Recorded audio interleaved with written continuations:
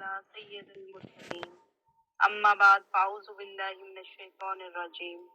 بسم اللہ الرحمن الرحیم ربی اشرح لی صدری ویسر لی امری واحلل عقدۃ من لسانی یفقہوا قولی۔ ہم جس موضوع کے بارے میں بات کر رہے تھے وہ تھی محشر کی ہولناکیوں کا اظہار۔ جنت میں کون داخل ہوگا؟ ایک روز حضرت سیدنا عمر بن خطاب رضی اللہ تعالیٰ عنہ مسجد میں داخل ہوئے۔ حضرت کعب اخبار رضی اللہ تعالیٰ عنہ لوگوں سے گفتگو کر رہے تھے تو حضرت سیدنا عمر فاروق رضی اللہ عنہ نے ان سے فرمایا، اے کعب ہمیں خوف کی باتیں بتائیں۔ حضرت کعب رضی اللہ عنہ نے کہا، واللہ ملائکہ اپنی تخلیق کے روز سے ہی ایسے کھڑے ہیں کہ ان کی کمر نہیں جھکی اور دوسرے سجدے میں ہیں کہ سر نہیں اٹھایا،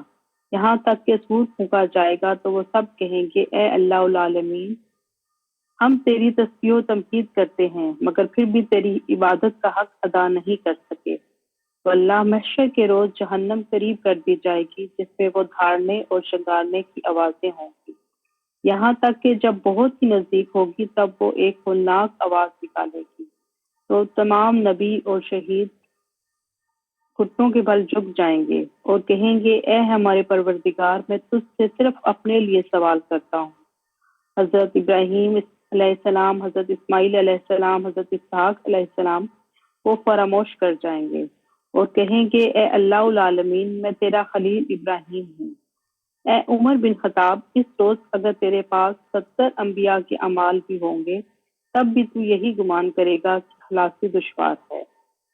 یہ سن کر لوگ آہوازاری سے نڈھال ہو گئے۔ جب حضرت سیدنا عمر فاروق رضی اللہ عنہ نے یہ حال دیکھا تو فرمایا، اے کعب اب ہمیں کوئی بشارت دو۔ حضرت کعب اخبار رضی اللہ عنہ نے فرمایا، بشارت یہ ہے کہ خوش ہو جاؤ، اللہ تبارک و تعالیٰ کی 313 شریعتیں ہیں، اگر روز محشر کوئی بندہ بھی ان میں سے کسی ایک کو اخلاص کے کلمہ کے ساتھ لے کر آئے گا تو اللہ اسے بہشت میں داخل فرمائے گا۔ واللہ تم اللہ کی رحمت کی حقیقت کو جان لو تو تم عمل میں سست ہو جاؤ گے۔ اے برادر، اس دن کے لیے ابھی سے تیار ہو جاؤ، نیک اعمال کرو اور معصیت سے اجتناب کرو، اس لیے کہ تیرا معین روز محشر کے قریب ہے،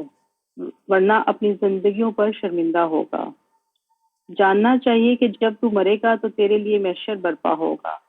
حضرت مغیرہ بن شعبہ کا قول ہے کہ تم محشر محشر تو کہتے ہو، حالانکہ تم میں سے کسی ایک کا مرنا ہی اس لیے محشر ہے۔ علقمہ بن قیس سے مذکور ہے کہ وہ کسی آدمی کے جنازہ میں شریک تھے تو وہ قبر پر کھڑے ہو گئے، جب اسے دفن کر دی گیا تو فرمایا کہ اس بندے کے لیے تو محشر برپا ہو گیا۔ یہ اس لیے فرمایا کہ جب آدمی لقمہ اجل ہو جاتا ہے تو وہ محشر کے روز اپنے لیے امر کو مشاہدہ کرتا ہے، کیونکہ وہ بہشت اور جہنم اور فرشتوں کا مشاہدہ کرتا ہے اور وہ عمل کی طاقت سے عاری ہے، اس لیے کہ اب وہ محشر کی منزل پر ہوتا ہے۔ بس لقمہ اجل ہونے کے ساتھ ہی اس کے عمل موقوف ہو جاتے ہیں، یعنی منقطع ہو جاتے ہیں۔ نیز محشر کے روز اپنے اسی عمل پر اٹھے گا جس پر اس کی موت ہوئی تھی۔ ان لوگوں کے لیے مسرت کا خاتمہ ہے جن کا خاتمہ بالخیر ہو۔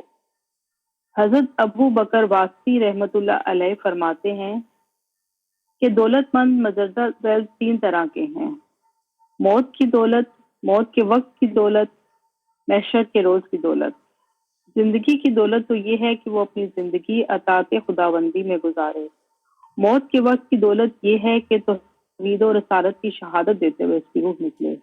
صحیح دولت خوشخبری والی محشر کے روز کی ہے، جب وہ قبر سے نکلے گا تو بشارت دینے والا اس کو جنت کی خوشخبری سنا دے گا۔ حضرت یحییٰ بن معاذ رضی رحمۃ اللہ علیہ کے بارے میں ذکر کیا جاتا ہے کہ آپ نے اپنی محفل میں مدرجہ ذیل آیت کریمہ تلاوت کی، قیامت کے روز اہل تقویٰ کو سوار کر کے رحمان کی طرف لایا جائے گا اور مجرموں کو پیاسا اور پیدل دوزخ کی طرف ہانکا جائے گا۔ پھر فرمایا، اے لوگو، حوصلہ حوصلہ، کل محشر کے روز ٹولیوں کی صورت میں محشر کی جانب جمع کیا جائے گا، تم فوج در فوج آؤ گے مگر اکیلے اکیلے بارگاہ خداوندی میں کھڑے کیے جاؤ گے اور تم سے تمہارے اعمال کے بارے میں حرف حرف دریافت کیا جائے گا۔ البتہ اولیاء رحمان کو جماعتوں کی صورت میں بارگاہ خداوندی میں لایا جائے گا، ان گنہگاروں کو پیادہ گروہ کی صورت میں دوزخ میں ڈالا جائے گا اور یہ سب اس روز ہوگا جب زمین ٹوٹ کر ریزہ ریزہ ہو جائے گی اور تیرا پروردگار اور فرشتے صف پر صف آئیں گے، اور اس روز دوزخ کو سر سے لے کر پاؤں تک تباہی بنا کر لایا جائے گا۔ تمہیں 50,000 سال لمبے دن کے لیے ہلاکت درپیش ہے، یعنی زلزلے کے دن کی، محشر کے دن کی، حسرت کی، ندامت کے یوم کی، ہلاکت کی۔ یہ سخت دن وہ دن ہے جب تمام لوگ سارے جہانوں کے پروردگار کے روبرو کھڑے ہوں گے۔ وہ دریافتگی کا دن ہے، وہ محاسبہ کا دن ہے، وہ باز پرسی کا دن ہے، وہ زلزلے اور چیخ کا دن ہے، وہ کھڑکھڑانے کا دن ہے، وہ یوم النشور ہے۔ اس روز ہر شخص اپنے ہاتھوں سے کیے ہوئے تمام اعمال دیکھ لے گا۔ وہ نفع اور نقصان کا ایسا دن ہے جس دن بہت سے چہرے سفید اور بہت سے چہرے سیاہ ہوں گے۔ اس دن کوئی کسی کے کام نہیں آئے گا۔ اس دن نہ کوئی باپ اپنے بیٹے کی طرف سے اور نہ بیٹا اپنے باپ کی طرف سے کوئی مطالبہ ادا کر سکے گا۔ اس سختی کے عام دن ظالموں کو ان کی مدد اس سختی کے عام دن ظالموں کو ان کا کوئی عذر فائدہ نہ دے گا۔ ان کے لیے لعنت اور برا ٹھکانہ ہوگا۔ اس روز ہر آدمی کو اپنی فکر دامن ہی ہوگی۔ اس روز مائیں اپنے بچوں کو بھول جائیں گی اور حاملہ عورتوں کے حمل گر جائیں گے، اور تو لوگوں کو نشے میں دیکھے گا مگر وہ نشہ میں نہیں ہوں گے۔ اللہ رب العالمین کا عذاب بہت سخت ہے۔ حضرت مقاتل بن سلیمان رضی اللہ تعالی عنہ کا قول ہے کہ محشر کے روز لوگ 100 سال تک اس طرح کھڑے رہیں گے کہ ان کے منہ میں پسینہ لگام کی طرح ہوگا، اور 100 برس تک حیرت زدہ تاریکی میں کھڑے رہیں گے، اور 100 برس تک باہیں مل جل کر اپنے پروردگار کی بارگاہ میں جھگڑا کرتے رہیں گے۔ کہتے ہیں کہ قیامت کے ایک یوم کی مقدار 50,000 برس کے مساوی ہے، مگر وہ خالص مومن کے لیے ایک ساتھ کی مانت گزر جائے گا۔ اے صاحب شعور، اطاعت خداوندی میں دنیا کی تکالیف پر صبر کرتا کہ محشر کے دن کے مصائب تیرے لیے سہل ہو جاتے۔ وما توفیقی الا باللہ، آمین۔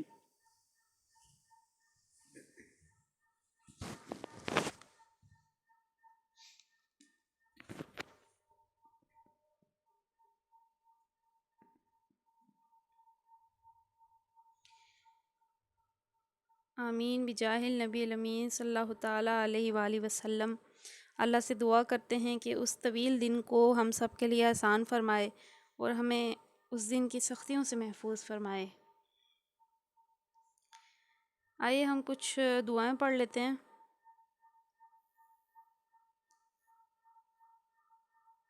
ہم نیند سے اٹھنے کی بعد کی دعائیں پڑھ لیتے ہیں، نیند سے بیدار ہونے کی دعائیں پڑھ لیتے ہیں۔ نیند سے بیدار ہونے والا وضو کرتے وقت اپنے ناک 3 دفعہ جھاڑے، کیونکہ شیطان ناک کے بانسے میں رات گزارتا ہے۔ تو جب بھی صبح اٹھیں تو وضو کریں، بھلے فجر کا نماز کا وقت نہ بھی ہو، کیونکہ جب انسان سوتا ہے تو شیطان جو ہے ناک کے بانسے میں رات گزارتا ہے، تو اس سے پاکی حاصل کرنے کے لیے صحیح بخاری کی حدیث ہے کہ ناک کو 3 دفعہ جھاڑیں۔ جب آپ وضو کریں گے تو ناک آٹومیٹکلی 3 دفعہ آپ ناک میں پانی ڈالیں گے تو ناک صاف ہو جائے گا۔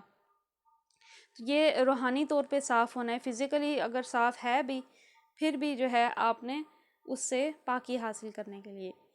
اس کے بعد ہے یہ دعا ہے نیند سے بیدار ہونے کی، یہ بھی صحیح بخاری کی ہے۔ یہ دعا ہے الحمدللہ الذی احیانا بعدما اماتنا والیہ النشور۔ ہر قسم کی تعریف اللہ ہی کے لیے ہے جس نے ہمیں زندہ کیا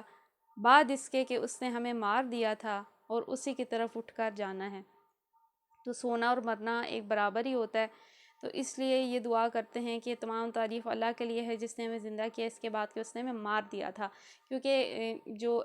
سونا ہے ایک طرح کی موت ہی ہے، اس کو موت ہی کہا گیا ہے، کیونکہ انسان کی روح جو ہے اس میں ایک طرح سے نہیں فزیکلی انسان زندہ ہوتا ہے لیکن روح جو ہوتی ہے وہ پھر کسی اور دنیا میں ہوتی ہے، یعنی دیکھیے جیسے خوابوں کے معاملات ہوتے ہیں اور چیزیں ہوتی ہیں،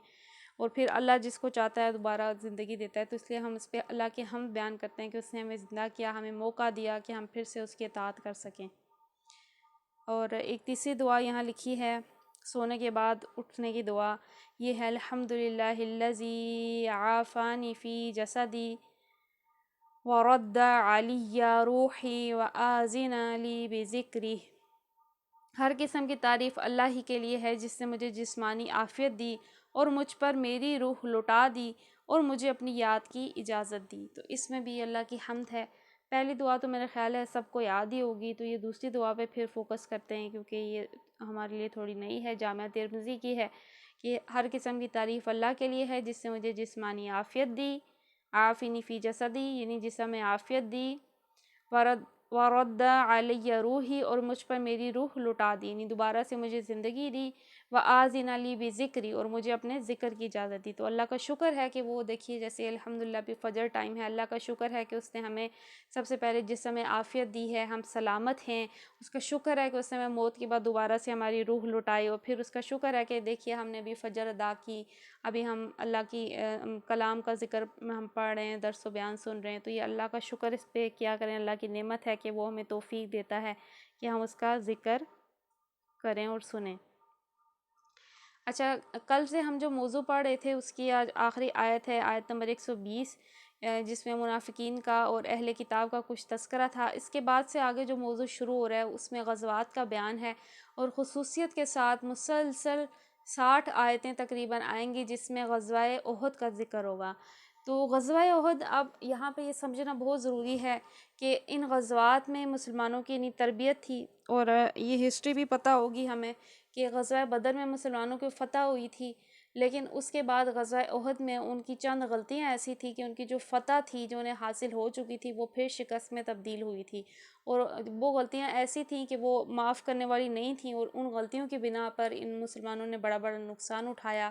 اور اس کی ہمیں معلوم ہونا چاہیے کہ غزوہ احد میں بہت سارے مسلمان شہید ہوئے، حضرت حمزہ کا مسئلہ کیا گیا، حضور کا جو دانت مبارک ہے وہ شہید ہوا، اور بہت سارے صحابہ نے جو ہے حضور کا دفاع کرتے ہوئے اور کفار سے لڑتے ہوئے جام شہادت نوش کیا۔ تو وہ غلطیاں کیا تھی ان کا تذکرہ، اور پھر جو مسلمانوں نے کوتاہیاں کی، کیونکہ اگر مسلمان ان چھوٹی جنگوں میں اس طرح سے بدنظمی کرتے تھے، یعنی انہوں نے حکم ان کو دیا گیا تھا پہاڑی سے نہ اترنے کا، انہوں نے اس پہ عمل نہیں کیا تھا، تو اگر مسلمان چھوٹی جنگوں میں ایسی بدنظمی کریں گے تو جب ان کے بڑے بڑے مقابلے ہونے تھے، آگے انہوں نے جو ہے شام فتح کرنا تھا، اور بڑے بڑے انہوں نے مارکے لڑنے تھے، تو اس لیے اللہ تعالیٰ نے ان سے دنیا کی سرداری کا کام لینا تھا۔ اس لیے آج بھی یا آج سے آئندہ بھی آنے والی جو بھی جنگیں ہوں گی، جو بھی ہمیں معلوم ہے کہ ملحمہ بھی یعنی آئے گی، امام مہدی بھی آئیں گے، ان کے ساتھ بھی مسلمان کا لشکر ہوگا جو کہ مقابلہ کرے گا، تو اس لیے وہ چھوٹی چھوٹی غلطیاں، ان کا تذکرہ، ان کی ہر چیز بہت اہم تھی کہ اللہ نے ان کو بتدریج اس صورت میں ان کو حصہ بنایا، جتنا ڈیٹیل میں یہاں پہ ذکر ہے اتنی ڈیٹیل میں کہیں اور ذکر نہیں ہے، اور جتنی ڈیٹیل میں اس غزوہ احد کا ذکر ہے اتنی ڈیٹیل میں کسی اور غزوے کا قرآن میں ذکر نہیں ہے۔ تو پہلے ہم یہ آیت کمپلیٹ کر لیتے ہیں 120، پھر ہم اس طرف چلتے ہیں۔ اعوذ باللہ من الشیطان الرجیم، بسم اللہ الرحمن الرحیم۔ ان تمسسکم حسنۃ تسؤہم وَإِن تُصِبْكُمْ سَيِّئَةٌ يَفْرَحُوا بِهَا وَإِن تَصْبِرُوا وَتَتَّقُوا لَا يَضُرُّكُمْ كَيْدُهُمْ شَيْئًا إِنَّ اللَّهَ بِمَا يَعْمَلُونَ مُحِيطٌ۔ وَإِن تَمْسَسْكُمْ، اور اگر تمہیں پہنچے کوئی نقصان، اگر تمہیں پہنچے کوئی حسنہ، کوئی بھلائی، تسؤہم، انہیں بری لگتی ہے، وَإِن تُصِبْكُمْ سَيِّئَةٌ، اور اگر تمہیں پہنچے کوئی برائی، یفرحوا بِہَا، وہ اس پر خوش ہوتے ہیں، وَإِن تَصْبِرُوا، اور تم صبر کرو، اگر تم صبر کرو، وَتَتَّقُوا، اور پرہیزگاری کرو، لَا يَضُرُّكُمْ كَيْدُهُمْ، ان کا فریب تمہارا کچھ نہ بگاڑ سکے گا، شیئاً، کچھ بھی، إِنَّ اللَّهَ، بے شک اللہ، بِمَا يَعْمَلُونَ مُحِيطٌ، جانتا ہے، گھیرے ہوئے ہے جو کچھ بھی وہ کرتے ہیں۔ تمہارا بھلا ہوتا ہے تو ان کو برا معلوم ہوتا ہے، اور تم پر کوئی مصیبت آتی ہے تو یہ خوش ہوتے ہیں، مگر ان کی کوئی تدبیر تمہارے خلاف کارگر نہیں ہو سکتی، بشرطیکہ کہ تم صبر سے کام لو اور اللہ سے ڈر کر کام کرتے رہو، جو کچھ یہ کر رہے ہیں اللہ اس پر حاوی ہے۔ تو کیونکہ یہاں تذکرہ ہو رہا تھا منافقین کا خصوصیت کے ساتھ، اور یہ وہ گروہ ہوتا ہے جو مسلمانوں میں چھپا رہتا ہے۔ اور پھر اس کے بعد اہل کتاب کا ذکر تھا یہودیوں کے ساتھ، کیونکہ ان کے پہلے جو ہے دوستانہ تعلقات تھے، لیکن جب سے یہ ایمان لائے تھے، اسلام انہوں نے قبول کیا تھا، وہ ان کے دشمن ہو گئے تھے۔ تو جیسے کہ ہم نے پچھلی آیت میں بھی پڑھا تھا کہ اللہ فرما رہا ہے کہ تم ان سے محبت رکھتے ہو، وہ تم سے محبت نہیں رکھتے، حالانکہ تم سب آسمانی کتابوں کو مانتے ہو۔ پھر جب تم سے ملتے ہیں تو کہتے ہیں ہم نے قبول کر لیا، لیکن جب جدا ہوتے ہیں تو ایسا وہ غضبناک ہوتے ہیں کہ اپنی انگلیاں چبانے لگتے ہیں اپنے غصے میں۔ اور پھر اللہ فرماتا ہے اللہ تو ان کے دلوں کی باتیں جانتا ہے۔ پھر اس آیت میں بتایا جا رہا ہے کہ وہ تمہارے ایسے دشمن ہیں کہ جب تمہیں جو ہے کوئی بھلائی پہنچتی ہے تو ان کو اس پہ برا لگتا ہے، اور کوئی مصیبت آتی ہے تو اس پر خوش ہوتے ہیں۔ نہیں، اگر کوئی بھی مسلمانوں پر مصیبت آئے، کوئی جو ہے ایسا ہو جس میں مسلمانوں کو نقصان ہو، تو اس سے وہ خوش ہوتے ہیں، اور پھر جو ہے یہ مسلمانوں کے خلاف تدبیریں کرتے ہیں۔ تو اللہ فرما رہا ہے کہ اگر تم اللہ سے ڈرو اور صبر کرو تو ان کی کوئی بھی تدبیر جو ہے تمہارے خلاف جو ہے تمہارا کچھ بھی نہیں بگاڑ سکتی۔ آگے پڑھتے ہیں آیت نمبر 121، یہاں سے نیا رکوع شروع ہو رہا ہے۔ وَإِذْ غَدَوْتَ مِنْ أَهْلِكَ تَبَوِّئُ الْمُؤْمِنِينَ مَقَاعِدَ لِلْقِتَالِ وَاللَّهُ سَمِيعٌ عَلِيمٌ۔ وَإِذَا غَدَوْتَ، اور جب آپ صبح سویرے، من اہلِکَ اپنے گھر سے، تبوئ بٹھانے لگے، المؤمنین مقاعد مسلمانوں کو ان کے ٹھکانے پر، للقتال جنگ کے لیے، واللہ سمیع علیم اور اللہ سننے والا جاننے والا ہے۔ اے پیغمبر مسلمانوں کے سامنے اس موقع کا ذکر کرو جب تم صبح سویرے اپنے گھر سے نکلے تھے اور احد کے میدان میں مسلمانوں کو جنگ کے لیے جا بجا مامور کر رہے تھے۔ اللہ ساری باتیں سنتا اور نہایت باخبر ہے۔ یہاں سے چوتھا خطبہ شروع ہوتا ہے۔ یہ جنگ احد کے بعد نازل ہوا ہے، اور اس میں جنگ احد پر تبصرہ کیا گیا ہے۔ اوپر کے خطبے کو ختم کرتے ہوئے آخر میں ارشاد ہوتا ہے کہ ان کی کوئی تدبیر تمہارے خلاف کارگر نہیں ہو سکتی، بشرطیکہ کہ تم صبر سے کام لو اور اللہ سے ڈر کر کام کرتے رہو۔ اب چونکہ احد کے میدان میں مسلمانوں کی شکست کا سبب ہی یہ ہوا کہ ان کے اندر صبر کی بھی کمی تھی، اور ان کے افراد سے بعض ایسی غلطیاں بھی سرزد ہوئیں جو خدا ترسی کے خلاف تھیں۔ اس لیے یہ خطبہ، جس میں انہیں ان کمزوریوں پر متنبہ کیا گیا، مندرجہ بالا فکرے کے بعد ہی متصلاً درج کیا گیا ہے۔ اس خطبے کا انداز بیان یہ ہے کہ جنگ احد کے سلسلے میں جتنے اہم واقعات پیش آئے ہیں، ان میں سے ایک ایک کو لے کر اس پر چند جچے تلے فکروں میں نہایت سبق آموز تبصرہ کیا گیا ہے۔ ان کو سمجھنے کے لیے ان کا واقعاتی پس منظر کو نگاہ میں رکھنا ضروری ہے۔ تو اب اویسلی کیونکہ اس سے ہم نے سبق حاصل کرنا ہے، نہ صرف یہ اس موقع کے لیے تھا بلکہ قیامت تک آنے والے مسلمانوں کے لیے یہ چیزیں ضروری تھیں، اسی لیے اللہ نے ان کو کتاب کا حصہ نہایت جامع انداز میں بنایا ہے۔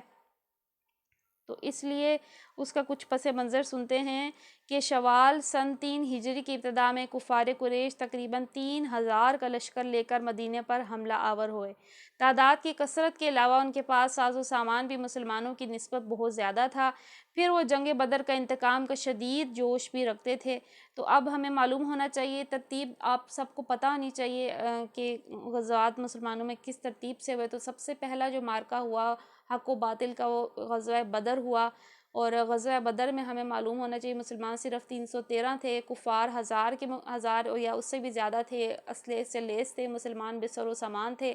کیونکہ وہ جنگ کے مقصد سے نہیں گئے تھے، وہ ایک تجارتی قافلے کے پیچھے گئے تھے، اور پھر جو ہے جنگ کا حکم نازل ہو گیا تھا تاکہ اللہ حق کو حق باطل کو باطل جو ہے ظاہر کر دے۔ تو اس میں جو ہے اللہ نے فرشتوں کے ذریعے سے مدد بھیجی تھی، اور مسلمانوں کی یہاں تک کہ تلوار بھی نہیں چلتی تھی، اور کفار پہلے ہی گر کے نیچے آ جاتے تھے، اور اس میں بڑے بڑے کفار کے سردار جو ہے، جن میں ابو جہل بھی تھا، وہ سب جو ہے اس میں مر گئے تھے، اس غزوات میں وہ قتل ہوئے تھے۔ تو اب یہاں پہ اس میں جو ان کو غصہ تھا اپنے اس نقصان کا اور اپنی شکست، جو کیونکہ عرب میں یہ بہت مشہور تھا قبیلہ قریش کا، یہ ظاہر ہے ان کے پاس جو ہے ہر سال لوگ آتے تھے اپنے اپنی باتوں کے لیے، کعبے کے گرد ہر قبیلے کے اپنے اپنے بت رکھے گئے تھے، اور یہ ان کے لیے بڑی مقرب جگہ تھی، اور ان کو بڑا وہ مقدس قبیلہ سمجھتے تھے۔ اور پھر مسلمانوں کی ایک چھوٹی سی جماعت 313 کے ذریعے سے ان کو اتنی بڑی شکست ہو جانا، یہ ان کے لیے ایک شرم کی بھی بات تھی، اور ان کا نقصان بھی بہت ہوا تھا۔ تو اس کا بدلہ اتارنے کے لیے جو اگلا غزوہ ہوا وہ غزوہ احد ہے۔ تو اس میں یہ ہے کہ میں یہ ایک چیز ریکمنڈ کروں گی کہ اگر آپ کو اسلام کی ہسٹری جو ہے اس ترتیب سے نہیں یاد، کیونکہ بچپن میں تو پڑھی ہوتی ہے، تو میں ریکمنڈ کروں گی آپ لوگ عمر سیریز وہ ضرور دیکھ لیں، کیونکہ اس میں پھر ایک جب انہوں نے تصویر ہر چیز کی دکھائی ہے تو اس میں یہ ہوتا ہے کہ انسان کو یعنی ترتیب سے سارے واقعات ذہن میں بیٹھ جاتے ہیں، جب ہم کہانی کی صورت میں دیکھتے ہیں اپنی آنکھوں کے سامنے۔ تو عمر سیریز جو ہے وہ اردو میں ڈبنگ کے ساتھ بھی ہے، عربک کی میں ہے، لیکن وہ انگلش ٹرانسلیشن کے ساتھ اور اردو ڈبنگ کے ساتھ ہے۔ تو اگر آپ لوگوں کو چاہیے ہوئی تو میں لنک بھی اس کا شیئر کر دوں گی۔ تو یہ ہے کہ غزوہ احد جو ہے وہ اس کے بعد ہوا، پھر ظاہر بدر میں ان کو اتنی شکست ہوئی تھی تو اب وہ پوری تیاری کے ساتھ آئے تھے، نہیں پہلے وہ صرف 1000 کی تعداد میں تھے، اس بار وہ 3000 کا لشکر، اور پھر وہ پوری طرح سے لیس ہو کر کہ آج ہم جو ہے ان کو ختم ہی کر دیں گے، اس نیت سے وہ آئے تھے۔ تو اب کیا ہے کہ اس غزوے کے بارے میں بتایا جا رہا ہے، نبی کریم صلی اللہ تعالیٰ علیہ وآلہ وسلم اور تجربہ کار صحابہ کی رائے یہ تھی کہ مدینے میں محصور ہو کر مدافعت کی جائے۔ تو ان کا نیت کیا تھی کہ ہم مدینے میں ہی رہیں اور اندر سے دفاعی جنگ لڑیں، مگر چند نوجوانوں نے جو شہادت کے شوق سے بےتاب تھے اور جنہیں بدر کی جنگ میں شریک ہونے کا موقع نہ ملا تھا، باہر نکل کر لڑنے پر اصرار کیا۔ آخرکار ان کے اصرار سے مجبور ہو کر نبی کریم صلی اللہ تعالیٰ علیہ وآلہ وسلم نے باہر نکلنے ہی کا فیصلہ فرما لیا اور 1000 آدمی آپ صلی اللہ تعالیٰ علیہ وآلہ وسلم کے ساتھ نکلے۔ تو اب اگر آپ مدینے جائیں گے، اللہ تعالیٰ آپ سب کو زیارت نصیب فرمائے مدینے کی، تو آپ دیکھیں گے کہ مسجد نبوی اور وہاں سے کتنا فاصلہ ہے، تو کافی زیادہ فاصلے پہ ہے یہ احد کا پہاڑ جہاں پہ یہ غزوہ احد پیش آیا ہے۔ تو یہ مدینے سے باہر کا حصہ تھا اس وقت، اب ہو سکتا ہے اس کو مدینے کا حصہ بنا دیا گیا ہو، البتہ یہ کہ ان کی آبادی سے باہر کا حصہ تھا۔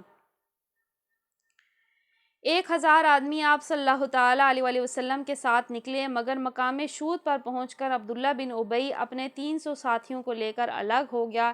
عین وقت پر اس کی اس حرکت سے مسلمانوں کے لشکر میں اچھا خاصا اضطراب پھیل گیا، حتیٰ کہ بنو سلمہ اور بنو حارثہ کے لوگ تو ایسے دل شکستہ ہوئے کہ انہوں نے بھی پلٹ جانے کا ارادہ کر لیا تھا،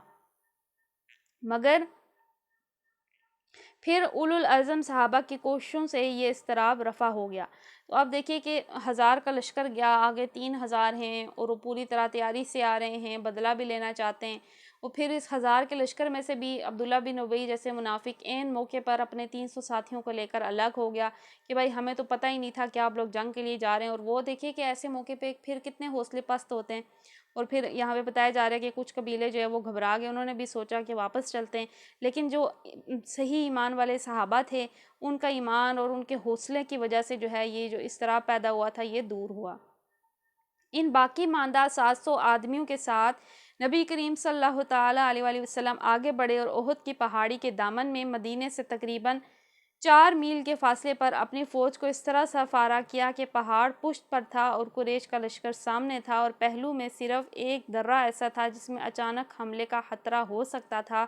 وہاں آپ نے عبداللہ بن جبیر کے زیر قیادت 50 تیر انداز بٹھا دیے اور ان کو تاکید کر دی کہ کسی کو ہمارے قریب نہ پھٹکنے دینا، کسی حال میں یہاں سے نہ ہٹنا، اگر تم دیکھو کہ ہماری بوٹیاں پرندے نوچے لیے جاتے ہیں تب بھی تم اس جگہ سے نہ ہٹنا۔ اب دیکھیے کہ اتنی کلیئر انسٹرکشن تھی کہ کچھ بھی ہو جائے، زیادہ سے زیادہ برا سے برا بھی ہو جائے، یہاں تک کہ فرمایا کہ اگر ہماری بوٹیاں بھی اگر پرندے نوچیں تب بھی تم اس جگہ سے نہ ہٹنا، یعنی اتنی کلیئر انسٹرکشن تھی کہ جب تک ہمیں حکم نہ دوں تم نے اس جگہ سے نہیں ہٹنا۔ اب دیکھیے کہ کیا تھا، اب اگر احد کا پہاڑ دیکھیں گے مدینے میں کیونکہ زیارات کروائی جاتی ہیں، تو پیچھے احد کا پہاڑ ہے، احد کا پہاڑ ان کے بیک پہ تھا، سامنے سے لشکر تھا، ایک سائڈ پہ وہ پہاڑی تھی، وہ پہاڑی بھی آپ کو نظر آئے گی احد کے میدان میں جہاں پہ وہ تیر انداز تھے، وہ چھوٹی سی ہے، انفیکٹ آپ اس پہ چڑھ بھی سکتے ہیں اور چڑھا بھی جاتے ہیں زیارت کے لیے اور دعاؤں وغیرہ کے لیے۔ تو وہ پہاڑی تھی جہاں پہ آپ نے 50 تیر انداز جو ہے ان کو وہاں پہ آپ نے ان کو جو ہے ترتیب سے وہاں پہ ان کو بٹھا دیا اور ان کو حکم اتنا کلیئر دیا کہ یہاں سے نہیں ہٹنا۔ اس کے بعد جنگ شروع ہوئی، ابتداءً مسلمانوں کا پلہ بھاری رہا یہاں تک کہ مقابل کی فوج میں ابتری پھیل گئی، لیکن اس ابتدائی کامیابی کو کامل فتح کے حد تک پہنچنے کی بجائے مسلمان مال غنیمت کی طمع سے مغلوب ہو گئے اور انہوں نے دشمن کے لشکر کو لوٹنا شروع کر دیا۔ اب ہوا کیا کہ جیسے ہی ایک دم سے مسلمانوں نے حملہ کیا، کفار جو ہے بالکل شکست کھا گئے، حوصلے پست ہو گئے، سارے الٹا بھاگ گئے، الٹے پاؤں بھاگ گئے۔ اب اس میں کیا ہوا، مسلمانوں نے دیکھا تو چلے گئے، مسلمانوں بجائے اس کے کہ اس چیز کو کلیئر کرتے کنفرم کرتے، انہوں نے مال غنیمت پیچھے سے لوٹنا شروع کر دیا. یعنی مال غنیمت ظاہر ہے حلال ہوتا ہے، لیکن انہوں نے جو ہے تھوڑا ان کے دل میں ایک اس چیز کی یعنی لالچ بھی تھی مال غنیمت جلدی جلدی جمع کرنے کی. ادھر جن تیر اندازوں کو نبی کریم صلی اللہ تعالیٰ علیہ وآلہ وسلم نے عقب کی حفاظت کے لیے بٹھایا تھا، انہوں نے جو دیکھا کہ دشمن بھاگ نکلا ہے اور غنیمت لوٹ رہا ہے، تو وہ بھی اپنی جگہ چھوڑ کر غنیمت کی طرف لپکے. حضرت عبداللہ بن حبیر نے ان کو نبی کریم صلی اللہ تعالیٰ علیہ وآلہ وسلم کا تاکیدی حکم یاد دلا کر بہتیرا روکا، مگر چند آدمیوں کے سوا کوئی نہ ٹھہرا. تو آپ دیکھیے کہ یہ جو صحابہ جو پہاڑیوں پر تیر انداز کھڑے تھے، اور یہ اسی لیے تھے کہ اگر کوئی اچانک سے اس سائڈ سے حملہ ہو جاتا ہے، سائڈ کی پہاڑی سے، تو یہ وہاں پہ موجود ہوں گے اور پھر مسلمانوں کو یہ پہلے سے جو ہے آگاہ کر دیں گے کہ ایسا ہونے والا ہے. لیکن انہوں نے کیا کیا کہ انہوں نے دیکھا کہ مسلمان غنیمت لوٹ رہے ہیں تو ہم بھی فوراً جاتے ہیں، ہم بھی مال غنیمت جتنا ہمارے ہاتھ آ جائے، کوئی تلوار آ جائے، کوئی زرہ آ جائے، کوئی ہمارے ہاتھ جو ہے کوئی مال آ جائے. تو لیکن حضرت عبداللہ بن جبیر ان کو مسلسل بتاتے رہے کہ نہیں اترنا، نبی کریم کا حکم تھا کہ جب تک میں نہ حکم دوں تم لوگوں نے نہیں اترنا. لیکن انہوں نے یہ فرمایا کہ وہ تو تب تھا کہ اگر شکست ہوتی، انہوں نے اجتہاد کیا، تو خود سے اجتہادی غلطی، جس چیز میں رسول کا کلیئر حکم موجود ہو اجتہاد وہاں پہ خود سے نہیں کرنا چاہیے. تو صرف 50 تیر انداز تھے، جس میں سے صرف 15 آپ کے ساتھ رہے، باقی 35 جو ہے وہ مال غنیمت کی طرف آ گئے تھے. اس موقع سے خالد بن ولید جو اس وقت لشکر کفار کے رسالے کی کمان کر رہے تھے، بر وقت فائدہ اٹھایا اور پہاڑی کا چکر کاٹ کر پہلو کے درا سے حملہ کر دیا. تو اب خالد بن ولید جو ہے غزوہ بدر میں تو شامل نہیں ہوئے تھے، وہاں پہ وہ